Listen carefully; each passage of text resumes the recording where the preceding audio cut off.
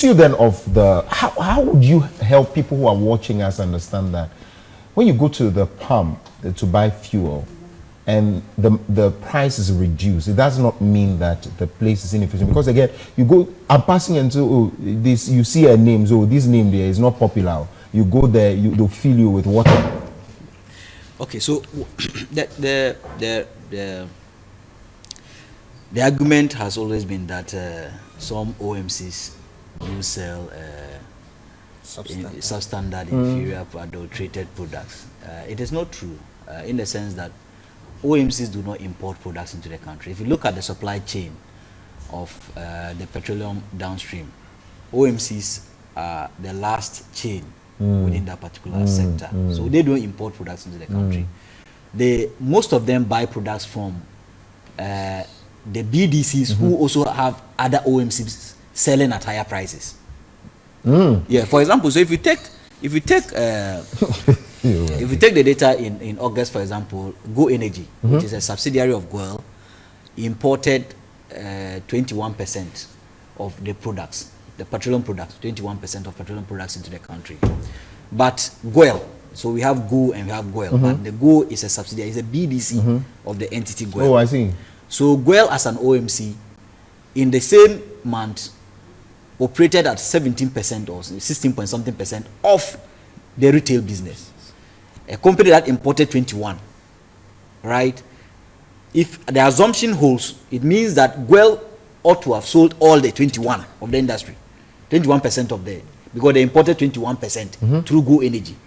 So if the assumption holds that GOIL and Go Energy are the same, synonymous, are the same, that means that GOIL ought to have operated at a market share of 21% of the industry.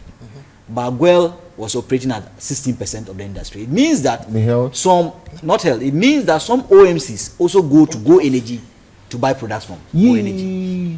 So that's what it means. We have another BDC called Blue Ocean. They have an OMC called Puma. Okay. Right? What it means is that if Blue Ocean imports products, there are some OMCs that also go to Blue Ocean to buy same products and then sell it to you. So the argument is that if GOIL, which has Go Energy, is selling a product which another smaller OMC went to Go Energy to buy, is selling a product at 20 diesel, 23 Ghana cedi, 49 pesos, it means they are ripping us off.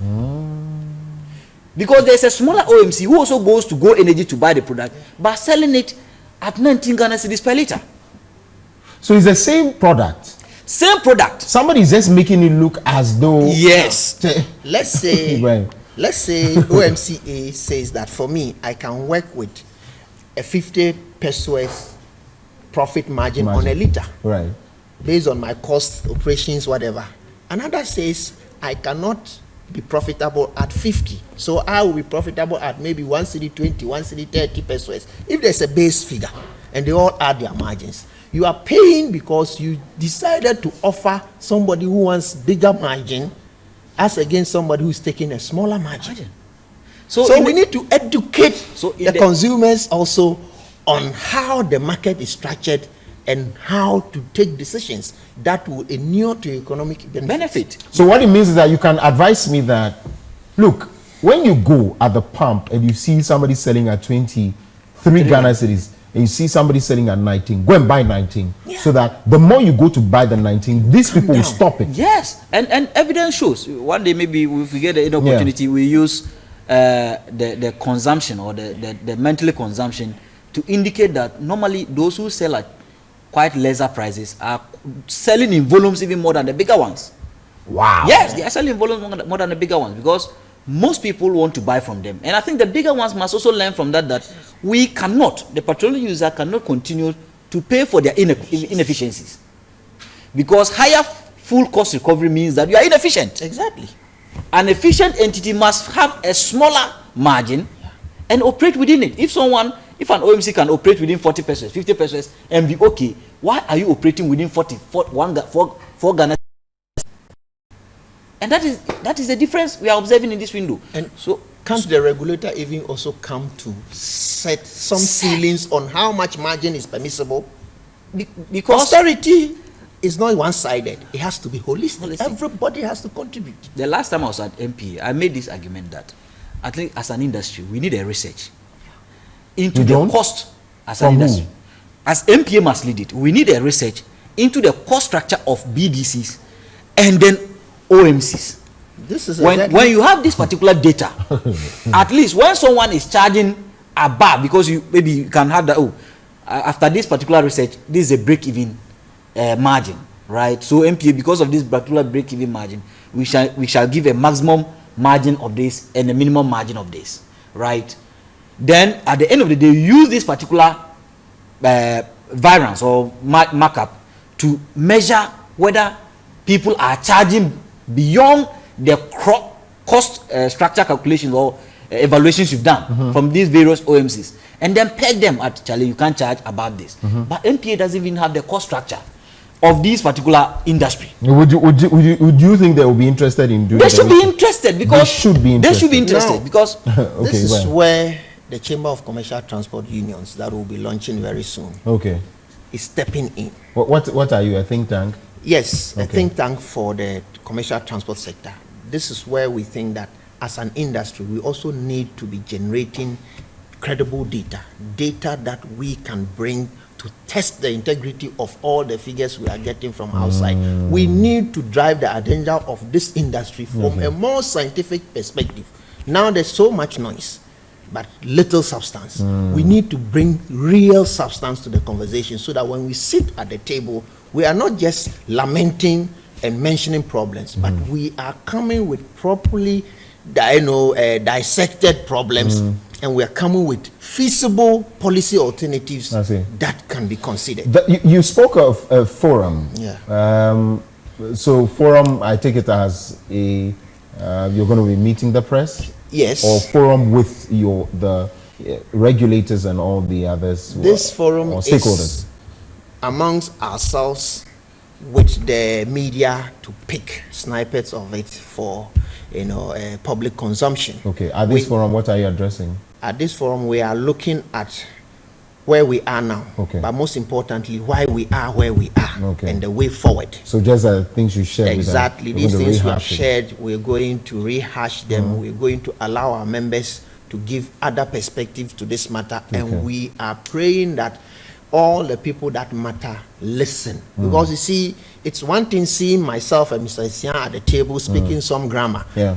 But it's another thing seeing the economic operators themselves speaking out the facts as they have it. Where is this happening then? This is happening at the forecourt of Japtu, Ghana. That is behind the agency block at the Tema Port. Okay. We're supposed to start at 10 o'clock. Okay. Because of the nature of our work, we don't intend to run this forum for more than an hour. Okay. What would you be giving any ultimatum, or we should come there and listen? Well, it's a forum. If the momentum on the ground decides that there should be an ultimatum, there will be an ultimatum. That's beyond this forum. Yes. Or today, if you go there, you see the faces of the people. I don't know if the momentum will be The faces. people will speak their voice. We will organize the voice into a message that we think the duty bearers will understand. I see. Yeah. Interesting. So beyond all of this, I've always stated that you can talk, but you have to be listened to. If you are not heard, that's where our problem is. How biting will the things that you're going to say be, for which it has to tickle, if not even pinch, tickle state actors to act? I think that it is the responsibility of state actors to listen to various opinions, especially opinions based on scientific data, as Ibrahim mentioned. Because when you back a particular policy interventions with that particular data, it means that it becomes binding on that particular state institution to make sure that they comply with that particular recommendation. If they don't, someone may say, your politicians normally when they come to your studio, they say we are all in it together, because the pressure keeps on coming onto their doorstep. You think so? Oh yeah, seriously, I think Politicians or government, state actors who have everything free at their disposal. They don't buy fuel. They don't buy any toiletries. The things I buy, they do not buy. We are not in this together, are we? You may think we are not in this together, right? Because of the class structure of our economy and how others are benefiting at the expense of others. But still, the thing. For example, I may not mention name. There's a commercial transport organization within the public sector that also cries and says, if my brother Charles Danso and co do not embark on certain protest or demonstration against the government, their company is collapsing. Right? So it bites everybody.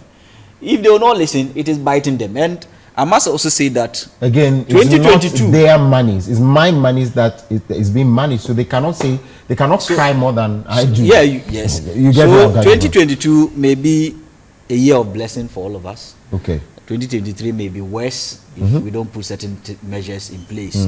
I'm foreseeing a price decline of diesel from 16th of November based on the data we have currently.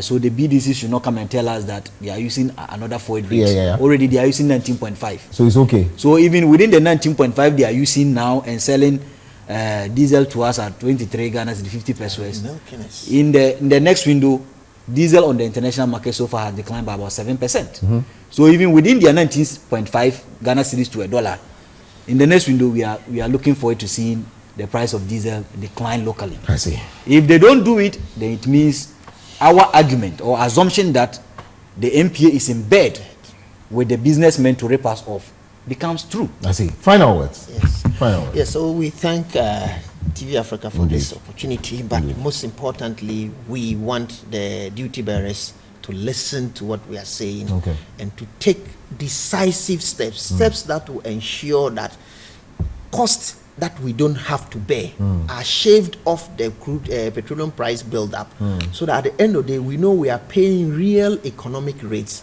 and they should also take themselves off the negotiation table for fare fixing to allow us to calibrate our fares in a manner that ensures that we remain viable. We will invite all of you through this media to also make it a point to be present at our forum, so we can be able to build the state together. We are in it together, like we are in it. Ben said. Thank you. Thank you very much. At any point, this to the production team, at any point where you decide to bring in MPA, bring in Ibrahim, when you are bringing the BDCs, bring Benjamin in here so that we can have both of them sit down. Then they have, I want to hear that discussion. Thank you very much indeed. Benjamin Insia is energy policy analyst. Ibrahim Musa is executive secretary for JAPTU Ghana. You know what it means, right? The reality is in front of us. Let's keep praying and let's keep hoping that somebody listens to our plight.